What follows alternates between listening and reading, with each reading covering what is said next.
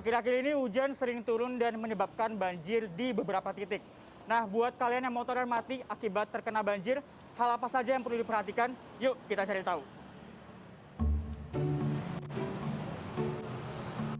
Saat motor terkena banjir, biasanya air akan masuk melalui knalpot, karburator, atau busi.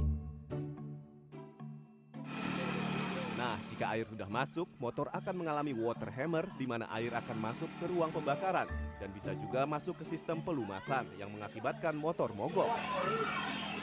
Menurut Ari Indra Perkasa, seorang pegiat motor, hal yang harus dilakukan ketika banjir mulai datang adalah dengan menyumbat lubang knalpot dan ruang bakar karburator. Namun jika tidak sempat menyumbatnya dan motor mati saat terkena banjir dalam perjalanan, langsung matikan mesin agar tidak terjadi korsleting listrik. Di rumah, kita berbicara yang di rumah dulu. Kalau di rumah, kira-kira banjir mau datang nih. Yang pertama, motor pindahin dulu tempat tinggi. Itu satu. Yang kedua, kalau udah di tempat tinggi tapi masih nggak selamat, minimal knalpotnya disumpel dulu. Dan misalnya di ruang bakar karburatornya, kalau bisa ditutup juga. Gitu. Kalau karburator mungkin lebih tinggi ya, kalau knalpot kan lebih di bawah.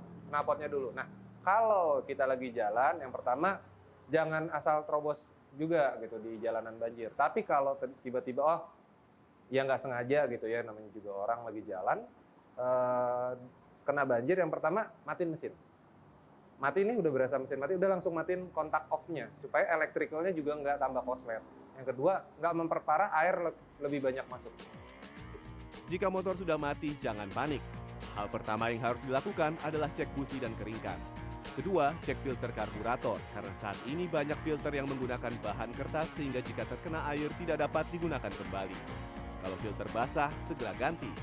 Ketiga, cek oli, apakah kemasukan air atau tidak. Jika oli seperti lumpur, maka Anda harus menggantinya dengan oli yang baru. Dan terakhir, memeriksa apakah masih ada air atau tidak di dalam knalpot. Untuk memeriksa itu semua, para pengendara diharapkan agar selalu mempersiapkan toolbox di rumah ataupun di dalam bagasi kendaraan.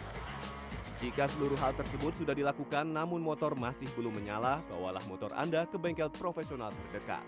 Reza Siregar, Angga Cita Kesuma, Depok.